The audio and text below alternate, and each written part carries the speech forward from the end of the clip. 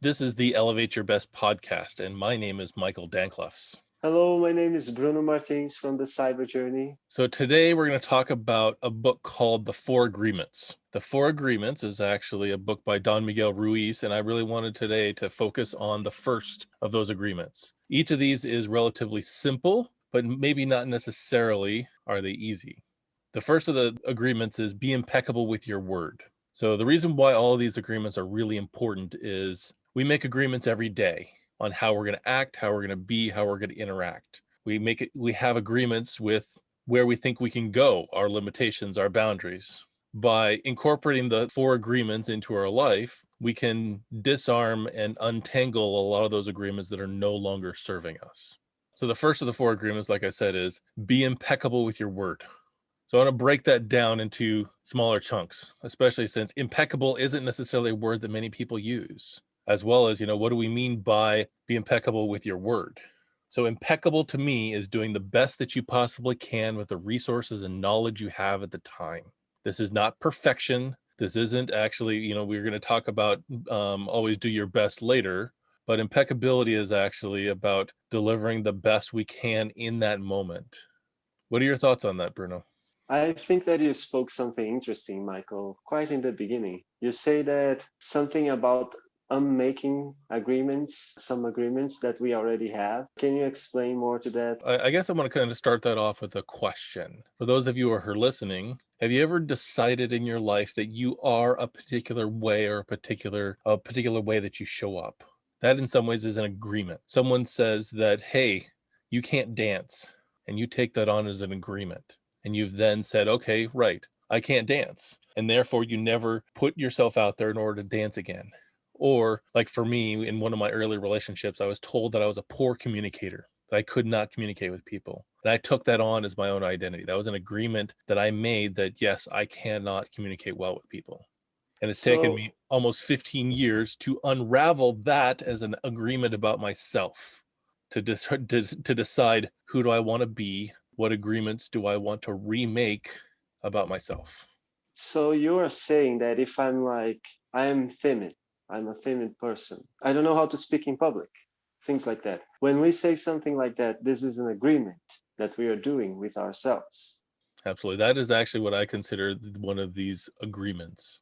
It is a way that we've defined ourselves. We agree that that's the truth. We've taken on that as being the truth in our mind, though it may not be the reality of where you're at.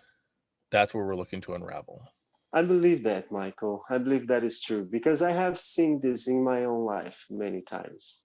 I don't know if I mentioned here in the podcast, but there were a time where things were really hard, bad things happen, and every day something bad would happen because I would be saying like that. I would treat myself as I was kind of unlucky, really a victim, which is the victim state, the first stage of consciousness. I would have say a lot of things about myself. And I don't remember who, I believe it was Tony Robbins, who one day asked somebody, I don't remember where I saw this, but it was some video. And he asked like that to the person. The person said something like this about themselves. And he said, when did you decide that about yourself?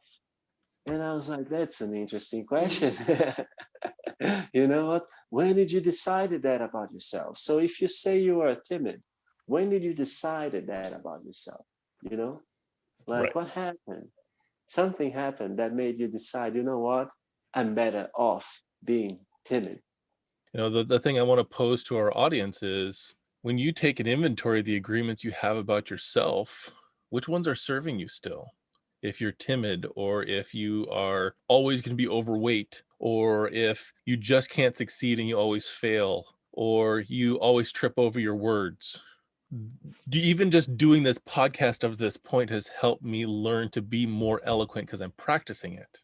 Coming from that place of I'm not a good communicator 25 years ago to where I am now, it's a very different place because I've been working on that and redefining and making a different agreement with myself. As that translates into kind of as we're digging into this first agreement of being impeccable with your word, what I tend to extend that with as we refine what that means is say what you mean and mean what you say. It's a matter of bringing the honest truth when someone asks you a question. It's also the other side of that of, if you say you're going to do something, do it. If you say you're going to be at a particular place at a particular time, do that. If you say that I'm in a committed relationship with you, do that. If you don't want to be in that committed relationship, say that and stick to it. This is really the power, because it's so easy to instead turn it around and actually say what you think somebody else wants to hear, rather than what my truth is, where I'm coming from. And it kind of relates a little bit to that second of the 4 pillars of the commitment for my coaching practice. Is it really, as you're making that commitment, it is actually because that's where I want to go, for the reasons why I want to go there, not necessarily because that's what my partner, my daughter, my coworker, my friend wants me to do. It's because I truly want to be there. I Mhm. truly want to be doing that. So there's a depth of that, an integrity and honor in, I'm saying I'm going to do this. I'm saying I'm going to be like this. I'm saying that this is what I'm feeling right now. I think that you touch into some very interesting points there, Michael. Right in the beginning, you say that you mentioned what are the agreements that are serving us and what are the agreements that are not serving us. I think that this is very interesting because sometimes I truly believe that this is something that we should discuss deeper, because sometimes the person is not aware of those agreements, as we spoke on the beginning, and they are not aware that some of them are not serving them or against them or pulling them back from the direction they want to go. Let's find an example of that. I think that this is something that we should find an example of. What is a type of agreement that would be pulling you back, and you did, and you might not remember, you might not be aware, and it's preventing you from moving in the direction that you would like to be? Can we think about something like that? Do you have an example, Michael? So one of the examples that comes up for me in my life is that, so I'm 6'5" tall. I'm a tall person. I'm a big person. I've constantly been in many ways treated by other people of, you're big and strong but don't have much up here. So I took on agreement there for a little while, that I'm good for physical labor, I'm good for reaching that thing on the top shelf, but I'm not necessarily using my brain power, my intellect. And And that when very did you much, get free from that? What happened, Michael, that suddenly changed this and you could realize that you have other abilities? so I've been practicing using my intellect for a long time. I've been a reader, but it was in some ways how other people treated me, and in some ways I almost battled against it. It was always a constant battle of trying to prove myself that I was more than that, rather than accepting that I can be both and it's okay. Mm-hmm. So that's the how I needed to shift that mindset, that agreement that I made with myself, is Mm-hmm. that I can use both the power of my body to do things, if it is actually moving large things or being able to reach that thing on the top shelf, but I can also think smarter about how to do it as well, that it doesn't always need to be something that has to be forced by hand. It can be something that is actually adjusted slowly over time, that can actually be felt through emotionally, or maybe it's actually a spiritual and purpose connection. So as an example, in kind of in the line of that, I was trained as a licensed massage therapist, and I like to actually really dig in with people. I like deep tissue and a lot of the big movements and kind of showing off, because physically I could do them. I'm no longer a licensed massage therapist for various reasons, but once I learned how to do energy work, I learned a way to do that spiritually and energetically without having to have the same wear and tear in my physical body, because I was thinking my way through it rather than forcing my way through it. So it's just a Mm. couple of different ways that I approach that same agreement, because it does keep coming up for me. So Just be, it's a different way from seeing things. right. I have experienced that into my life as well. For example, when I first contacted Mind Valley, like first started engaging with the community, I have met someone in Australia, a friend of mine, and she helped me visualize how I could make my own projects. I had those ideas, business ideas, and I just didn't thought that I could do the projects. I had an agreement that I didn't knew how to do project planning.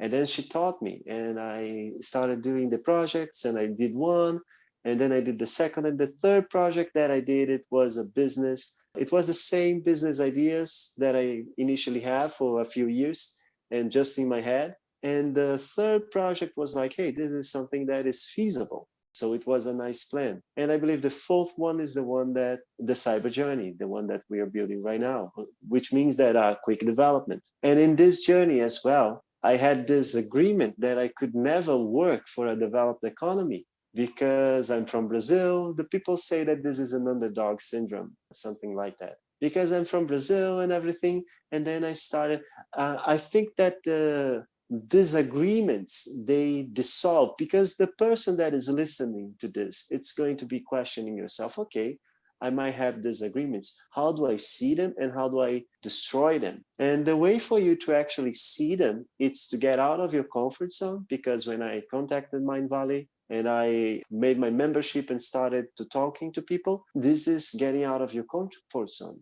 My mother didn't understand the investment because for us, this was a lot of money. So she was like, are you crazy paying this much in courses? And I'm like, Mom, this is okay. This is going to have benefits. And I didn't know which one they were, but I decided to explore. And when I got there, they sent us missions, do this, talk to persons, and introduce yourself. And I was out of my comfort zone doing that. And then people start to give you different perspectives. Because then this friend of mine, Mino, she started showing me that I could do project planning, that I could work. And she started sharing with me opportunities from developed economies. And I started to visualize. And the agreement lose strength because now I was seeing that I can do another agreement. And the good thing about those agreements is that you can trade agreements that are not serving you, like I can't work for a developed economy, for agreements that are serving you, like I do have enough skill, enough ability, enough knowledge, enough experience to provide a good service, even if my client is in a developed economy. You see, those are agreements that you do with yourself. And those are much connected to affirmations, right, Michael? These agreements. So agreements can be retrained through affirmations. That is one way to get there. So one thing that I really want to point out here, though, is that the concepts around the teachings of the four agreements is this is a place to start unraveling and rewriting those agreements with yourself. And as soon as you start being honest with yourself, it's a whole lot easier to discover what agreements are serving you and which are not, which is where being impeccable with your word is really important. Because as you're being honest with yourself, you're also being honest with the other people you're interacting with. When you start following through on those things that you say you're going to do, you start unraveling and rewriting that idea of, I never get a project done, to instead, I always complete my projects. Each of these has, it may be a pretty simple phrase, but being impeccable with your word has so many other ripple effects on the story you write about your life, on who you are, what your character is. Because that's really what, in many ways, in Be Impeccable With Your Word is about your character, your discovery and your declaration of who you are, because that's a representation as you declare to the world, to the universe, to your friends, your family, your loved ones, this is who I am, is how you express your character. Why would someone, Michael, what are the benefits? Because it's kind of obvious, right? Okay, I need to be impeccable with my word. I need to do the things that I say I will do. But it's kind of those obvious things that are neglected. Because in my experience, I don't know in your experience, I don't know in the experience that the person that is watching this have, but in my experience, here in Brazil, for example, if you schedule something with a person, you can expect to wait like at least half an hour if you get there on time. People don't have this commitment with time. I schedule with a friends. I told you to go into a waterfall nearby, and I got there on time. And I waited for 2 hours there. But I really wanted to know this place, so I really waited because usually 15 minutes I would be gone. But the idea is that what are the benefits? What do I win when I am impeccable with my word? So for me, where this has really been a game changer is around my communication with other people. So there's always an opportunity, like we said, of letting someone know What they want to hear is very different than bringing what I see, bringing how I feel, rather than trying.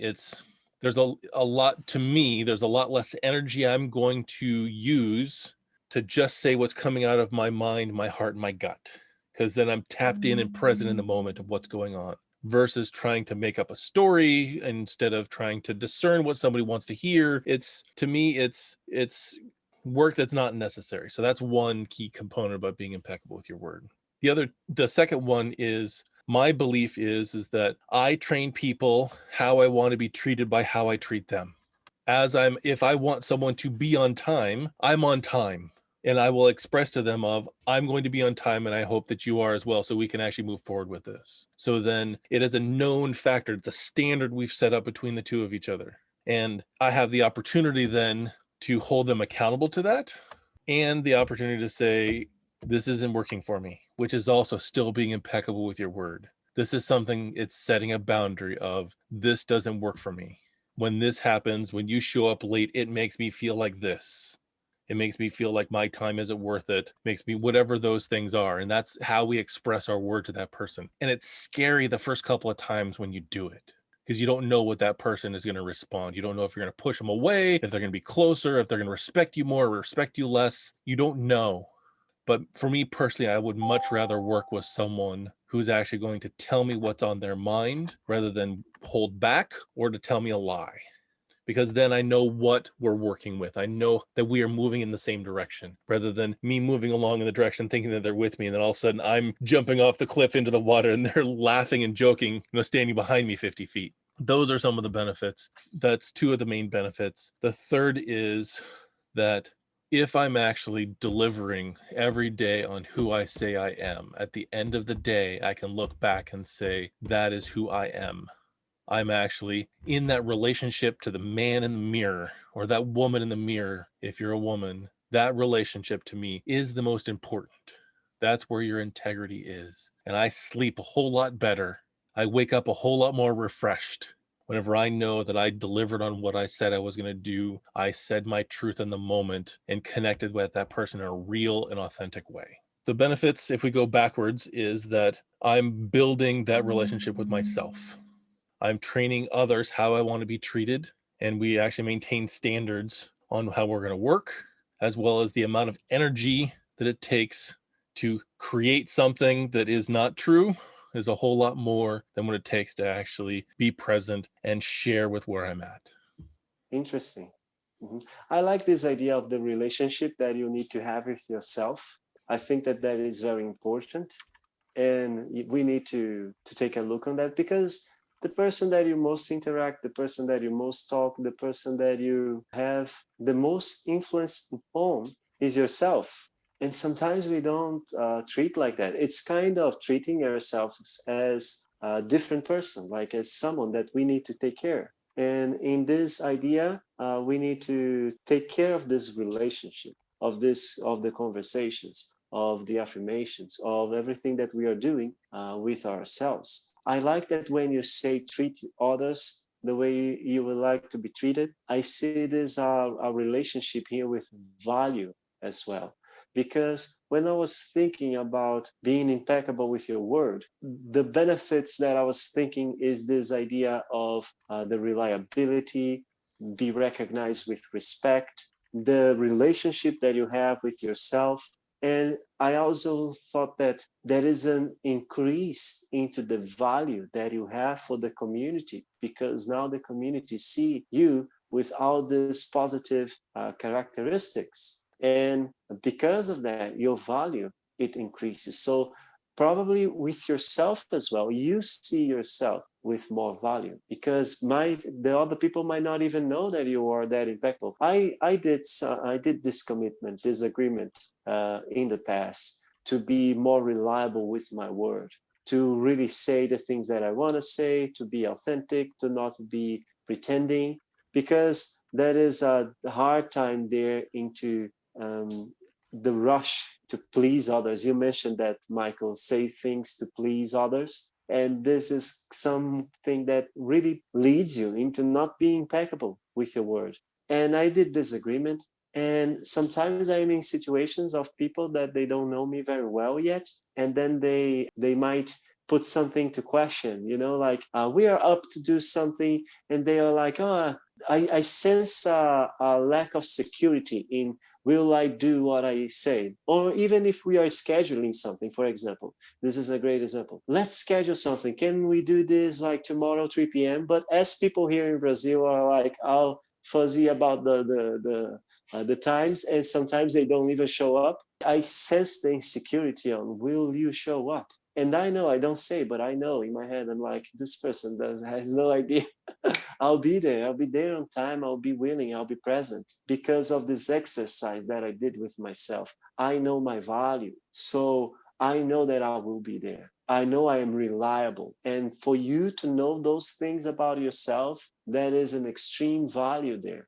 I do really see this as something extremely valuable. And for me, I tend to be really focused on tools when it comes to doing things like this. So, as an example, like what you just talked about, as far as scheduling is concerned, especially for people who I'm going to interact with more than once, is I'll make sure that I have contact information for them. So, if I say, "Hey, do you have time at 2 o'clock?" What I'm doing whenever I say that at 2 o'clock, I have my calendar open. I've started the event. I've put their email address on it, and as soon as we confirm that time, I hit save. So they get a notification almost instantly that says, this is important to me, this is time on my calendar, and this is going to be one of the ways I'm going to remind myself that this is time that's blocked off for that person. Now, this is not just for work.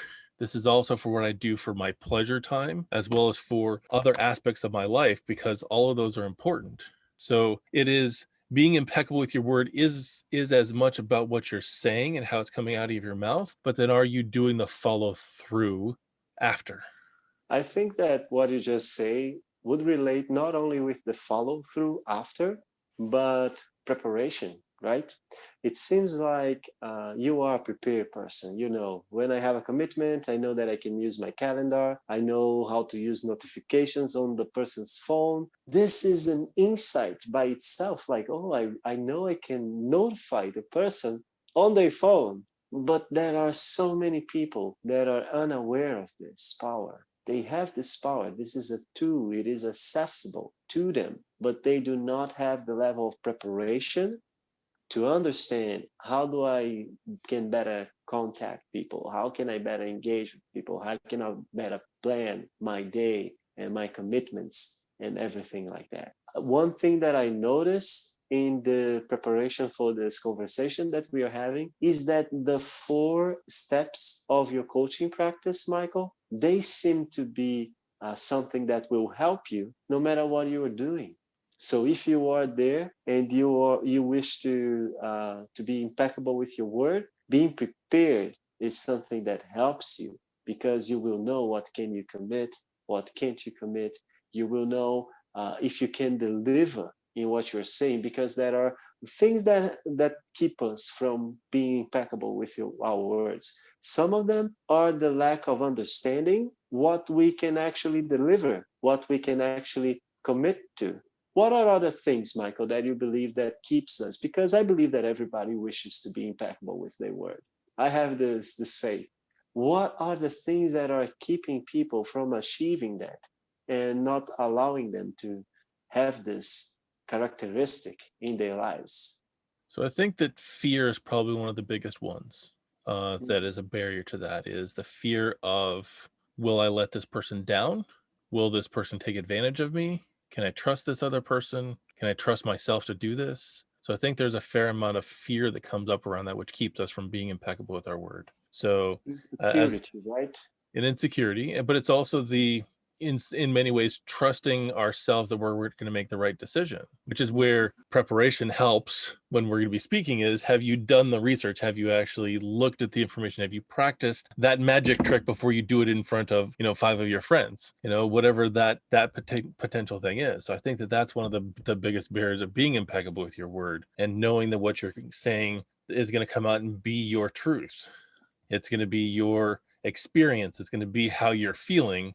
So that's where I like to come from, rather than saying, hey, Bruno, you feel angry right now. Well, that's not me being impeccable with my word. That's me projecting onto you something that may or may not be you. So there's this other aspect too that is, you actually sent me a video on this recently of listening to other people. There's also this huge thing as well about being impeccable with your word too, that is that you're listening before you speak. Now there's this what was the name of the movie? There's a movie with Eddie Murphy where there's a tree in his backyard that every single time he said a word, a leaf fell off the I tree. So he remember. only had a certain number of words he could say. Was Is it a word? Oh yeah, yeah, that was words. Actually true. So your words are powerful. They are a message, a directive, a code, line of code in your program of life of what you want from the universe. Use it wisely. If your intention is to hurt someone and you do that, is that really what's going to help serve you and them moving forward?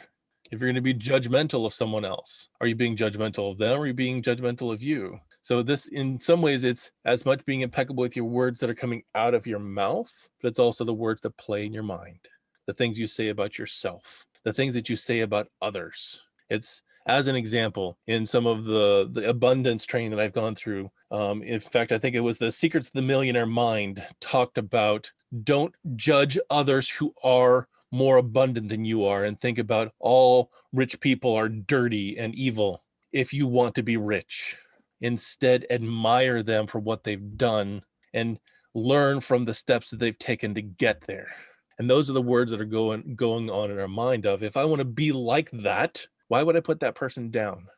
If I wanted, if I think that all rich people are greedy and I want to be rich, do I need to be greedy to be that? Those things don't align. Those things are not positive things that are going to get me there. Versus, I want to be abundant so I can actually help others be more abundant. I want to actually share the wealth of time, energy, love, spirit, money, experiences with other people, which is why I want to be more abundant. It's a very different perspective than I need to have all the money in the world because I don't want people to steal from me. Those are the words that are also played out in this being impeccable with your word. Interesting. I think that a lot of what you say, Michael, has to do with what we've spoken before on that relationship and reliability with yourself. This is a great deal because we know if we do the things that we say. We know. And we might say to somebody, hey, I'm going to be there. Or we might say to somebody, hey, I'm going to do this. But we know in a deep, we know. Even if you say yourself, you can be honestly mistaken and say, oh, I'm going to do this. But in a level, you know. So if you say that and you know that you're not going to deliver, and you believe that you are going to deliver, the moment that you say it, there is an error in judgment of your own self. There is a difference from your ego and your reality. The problem is not with your ego. We even spoke before this conversation about the ego, but the problem is not even having an ego. The ego is good if it serves you. The ego is just an image, the image that you wish to achieve, the thing that you want to be, that is your ego. The problem is that when you fall into the illusion, because it is an illusion of believing that you are your ego, you need to understand that for example, I want to be a wealthy person. So this is my ego. And I behave many times like that. And my mother even recognized like, oh, you behave like rich people. And I'm like, thank you, mother. And she's like, no, this is not a good thing. And I'm like, yeah, mom, this is a good thing. And I'm like, but I recognize, she thinks that I think that I'm rich, but I recognize that I wish to become wealthy one day. I wish to become that, but I am not. And then that is that question of where do I need to grow to become that? I go there, create a vision, and then where do I need to grow from where I am today to become that? But if you don't understand that you are saying things, you are committing, you are telling things, and you are not delivering, and you really have the intention to deliver, there is a difference. There is a misconception there. You might be striving for the best. You might trying to reach a little bit higher than you actually can. This is good. This is good. But you need to pay attention. If this trying to reach is not too much out there. Because if it is, you are actually following the illusion of believing that you are your ego, when it's just a driving force that needs to pull you there. So we need to have this better judgment of ourselves and understand what we can actually deliver, know our own value, and be impeccable with your word. It's one of the toughest things I think in a lot of the personal development work as well is, yes, we want to focus on and say where we want to go, but at the same time, we also need to be just as impeccable with our word when we don't meet those expectations, when we don't actually deliver. We need to be honest about, yes, I didn't do that, because there's a consequence for not following through. Sometimes that consequence is something that we can tangibly feel, and sometimes maybe not so much. You can't really, I know that they do surveys all the time, but how do you measure trust between two people on a scale of 1 to 10 tangibly and know what that is and what caused that trust to erode? So it's also about the humility to express that, yes, I failed at this. I did not deliver on this, and be humble enough to say that. And then be willing to say, this is how I'm going to handle it differently in the future, if it is actually even considered a failure by you. So, and it's being really brutally honest with yourself and ruthlessly compassionate around it to say, yes, this didn't happen. This is how it's going to be different. So it's really important around all of this. That's why it's not just a one and done, say the phrase, be out the door, because there's so many different aspects and perspectives on this that I think it can have a positive impact on.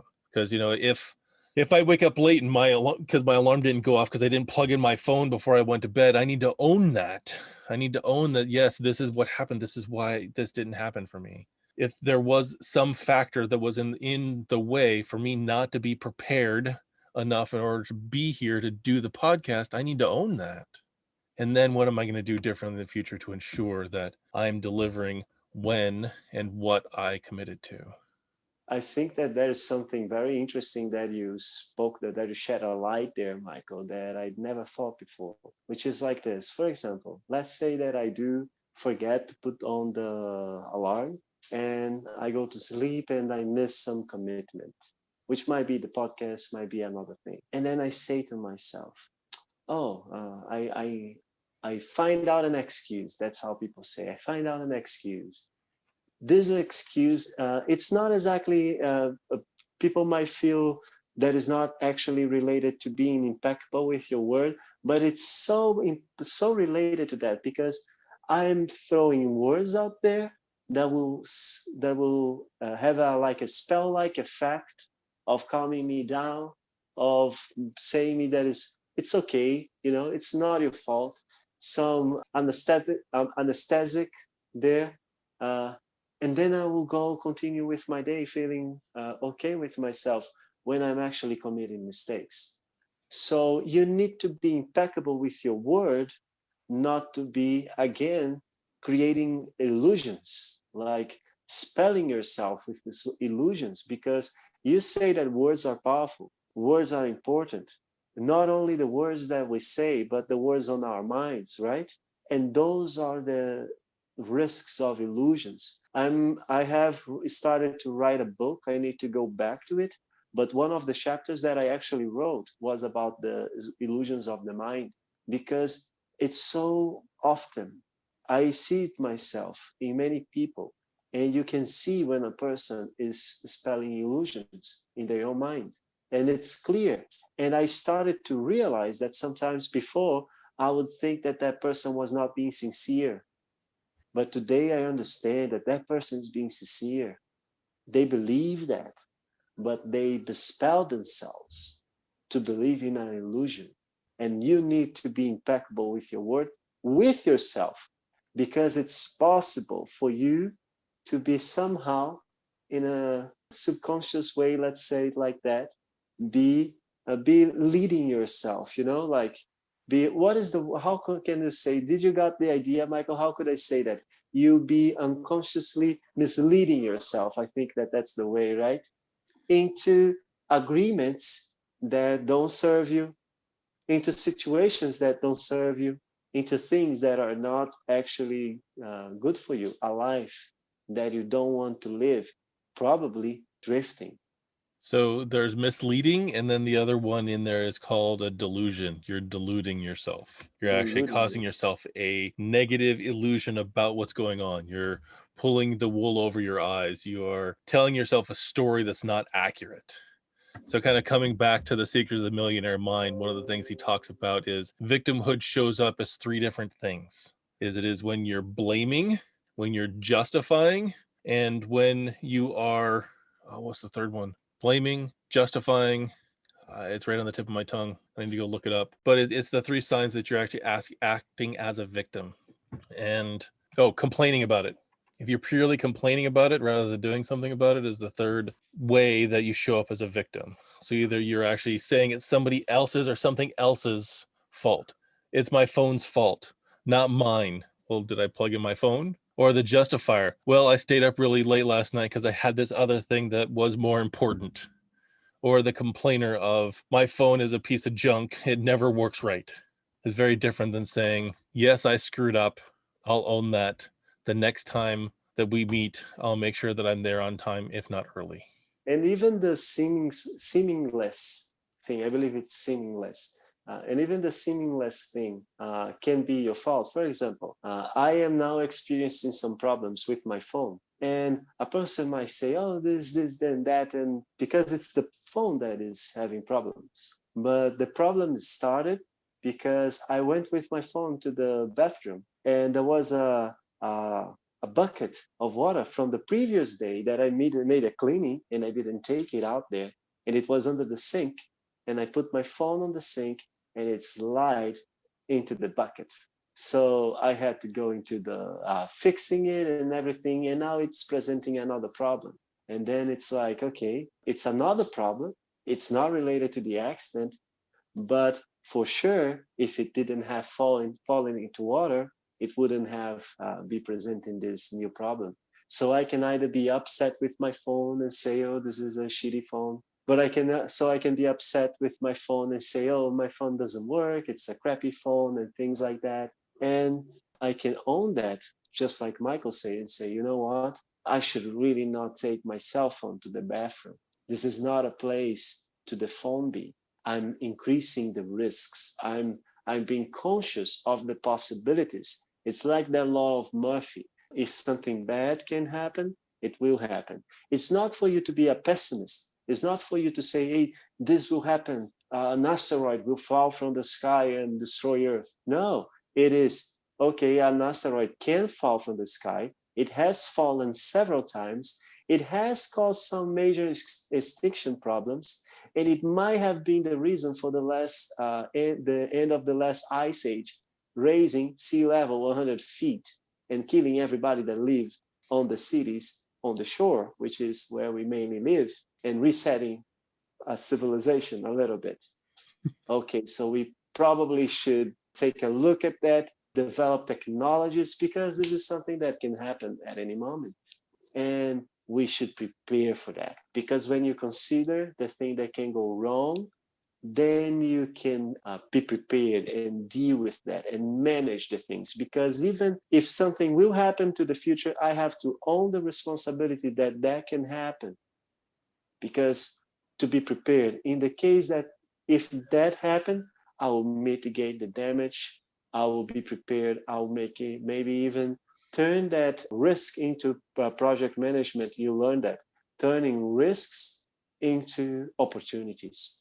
And that has a lot to do with being impeccable with your word, of course, because if you say that you are this person, that you are prepared, first of all, those affirmations, they will work as spells on you as well. I put my affirmations into Notion. The affirmations that I already have incorporated, that I know that those are beliefs, I put there as belief or a posture or a value. But the affirmations that I realize that, hey, this is an affirmation that I do not have yet and I wish to incorporate, I will say that and I will become impeccable on it. I will become committed into it. I will incorporate this aspect in my life. I put them there as enchantments because I like this language thing. And I really see them as me enchanting myself. I am this, even before I become. It's not an illusion.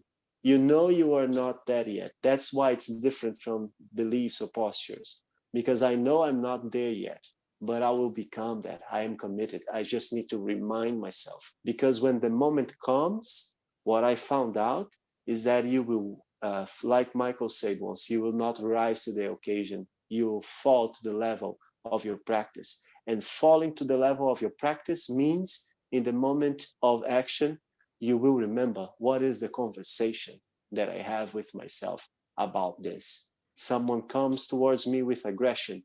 If I say that in my conversations, if I say, oh, I'm such a coward, I would never defend myself. There are some people that have those agreements, right? They say those things about themselves. And then when the moment comes, they need to defend themselves from violence. They don't even think, they just act. But if you have a different conversation, you will fall to a different place. And understanding that our minds work like that, our minds work into this mechanism of what do you say that I am? Because in the moment, it will narrow the possibilities and it will remember what do you say more about yourself in that elusive situation, in that imagetic situation that you are in.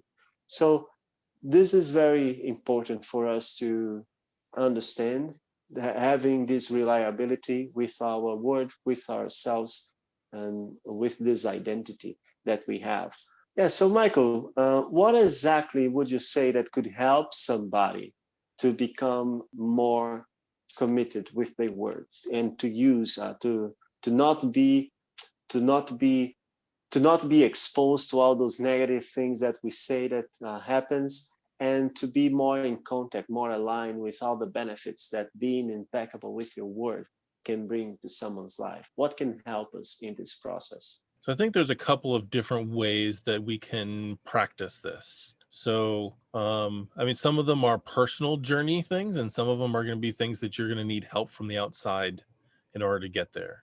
So, if you have some really deep-seated trauma that is holding you back, I would really recommend having a therapist work with you who is qualified to work through that, someone who specializes in that. It can be really helpful to vent and to commiserate with our friends about those traumatic experiences, but that then comes back into that victim mindset that we talked about before. It's the complaining aspect. It can certainly get it off our chest, but it's going to linger and still continue to impact how we move forward in our lives until we get some help to overcome that. And the process, sorry to interrupt you on there, but the process of therapy, there is a process there.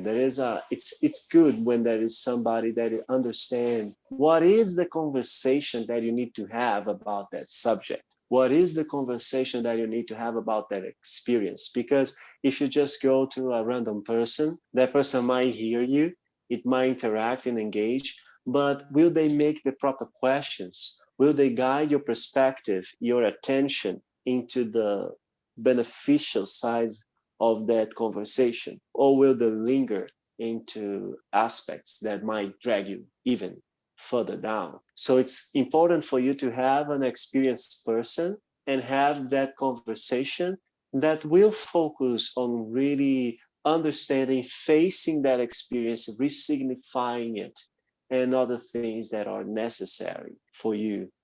Like, what about a coach, Michael? Would a coach help as well with this? So that was going to be where I kind of go to next, is that as if this is something that we're really looking about where you want to go into the future, not something where this is something that's really severely impacting you in the present, is where a coach can actually help that. It's in the same fashion of if it's an athletic coach or a business coach or a life coach, they can help you shift that perspective and is someone that you is in your corner, is actually supporting you to accomplish your goals and holding you accountable, and have trained in the skills in order to do that. So it is, you're still doing the work that is going to move you yourself forward, but is someone who can see the blind spots, who can actually point those out to you. And that's really going from, in my mindset of, if you are maintaining but not growing where you want to, that's where a coach is really successful.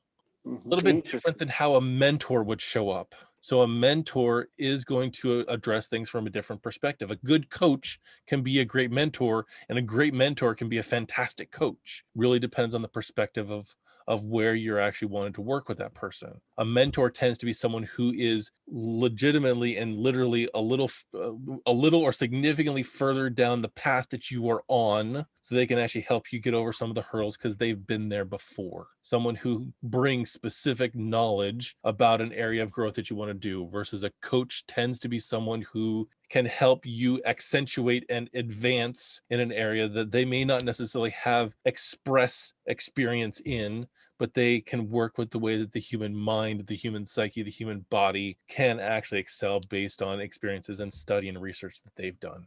This relates a lot with what I believe, because the coach is there for establish teacher practices, systems, how to increase your productivity, how to use tools. What are the tools that I can use? Like create a vision for the future, the life book methodology, where you plan your life and create this vision. How can you be more productive? How can you, for example, we use Notion with systems that ensure we do the next action, we can clearly see the next action, and we do it, we communicate in optimal ways, all those things that it's important for you to understand this.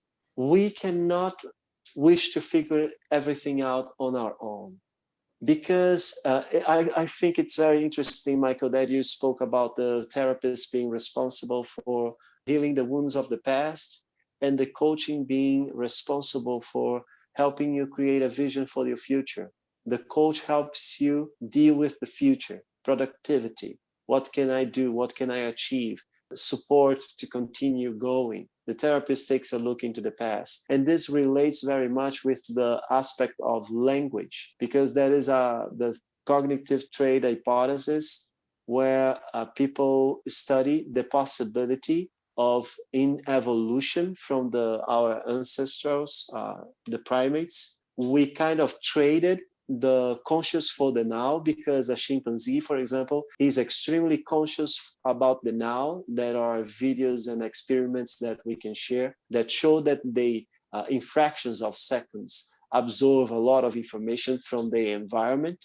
And we don't have that. We are far behind, but they don't have the capacity to have conscious about the past and to be conscious about the future. That's the trade that we did. We traded a little bit of the conscious on the now because we don't really need it. We established systems to protect us, and we gain the ability to project our conscious into the past and into the future. And this has to do with language. This has to do with knowledge.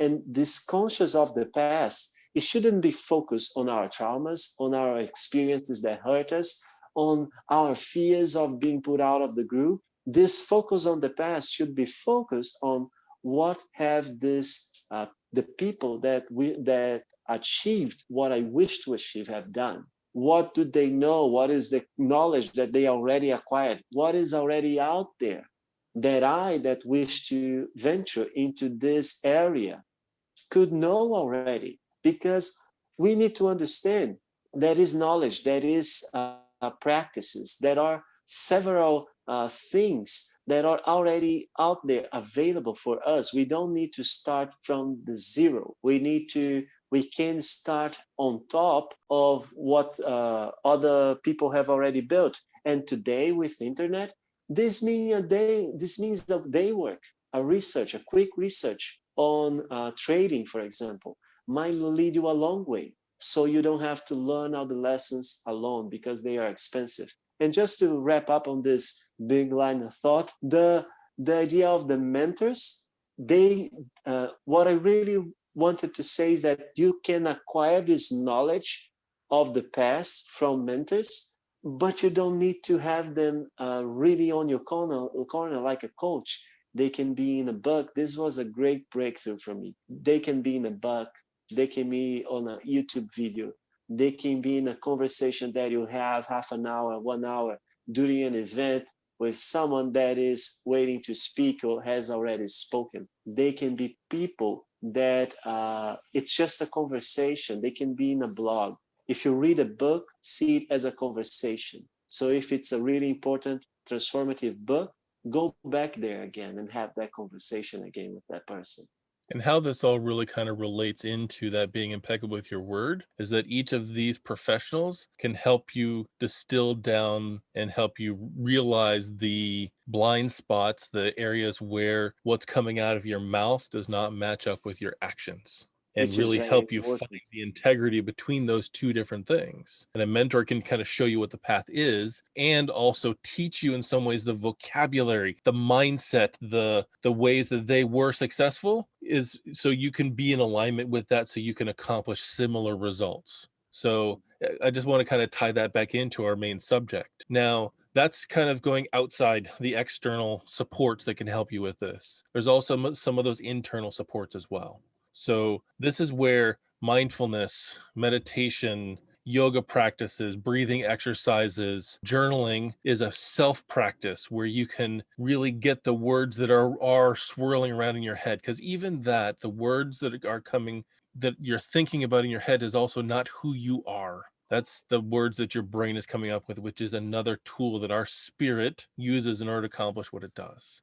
Meditation is a way to tap into that, the subconscious mind, which is once again another tool. It's another aspect. It's another resource we have and can. And giving a rest as well for the mind, right? Because we are in so much stimuli, we are receiving so much feed in our minds, and it's moving. It doesn't stop. We are always feeding it information. It's always processing things.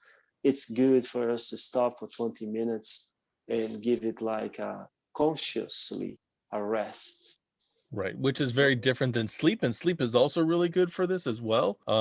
I've actually been starting to do more dream work. I did the lucid dreaming quest from Mind Valley, as well as looked into doing shadow work, and that's also another way to truly understand what's underneath the words that we say. What's the character behind that? What is our shadow? Both the gold and the dark shadow of who we are is being conscious about our unconscious and Mhm. seeing how we can relate to that. If it is doing dream journaling, if it's actually doing your own dream analysis, to see some of it does seem like just a jumbled mishmash blended of stuff, but at the same time, this is a way for your subconscious mind to bring some sort of message to you about what it sees as important, and how does that And then it's relate to your day-to-day life.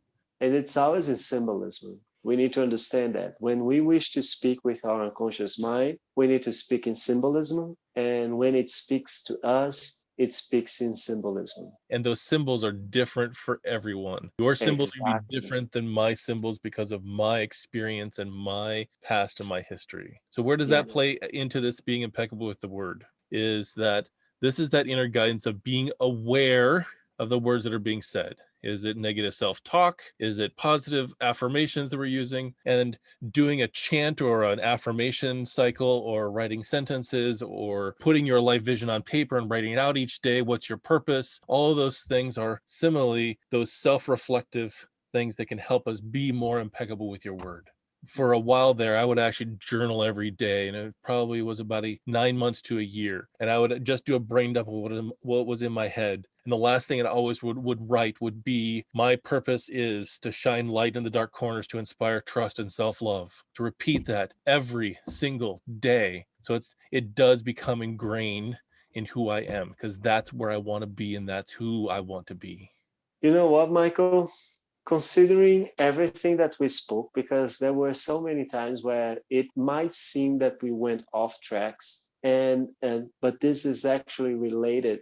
But this is actually related to being impeccable with your word. What I just realized here is that we can resignify. I don't know if for you it already had this meaning, but for me, I will resignify this being impeccable with your word, not only about really saying and have this proud and sure and security in your word, like being impeccable not to say things wrong that you will do, but being impeccable on being careful, on valuing, on attending, on protecting, like it's precious. because your word is precious and it's powerful. It's very powerful. And it's the only So, thing that another person cannot take from you. You can take your motor skills, you can take any of your possessions, you can take your respect, your dignity, and your title, but your word is the one thing people can't take from you. yeah. So we should care and value the most that we can, as if it's precious, because It it is. actually is. It's something that we find out here today. It's very precious in different and various many ways. I think that with that, I think we should probably wrap up for today. So thank you for having this deep conversation about being impeccable with your word. This has been the Elevate Your Best podcast, where we've been talking about how to be impeccable with your word, the first of the 4 agreements from Don Miguel Ruiz. My name is Michael Danklos of Elevate Your Best. And I am Bruno Martins from the Cyber Journey, and it's a pleasure to be here talking to you. Please make sure that you actually subscribe to our channel so you can hear any of our upcoming sessions and episodes that we do. And if you have any comments or questions, please leave those here as well, because we'd love to hear from you and see if there's other ways that you've actually experienced the 4 agreements, how you've been impeccable with your word, where it has worked for you, where it has not. We'd love this to be a conversation with you, because it's not just a conversation between Bruno and I. This is also a bigger conversation about things that are really important. And our goal is to help you elevate your best.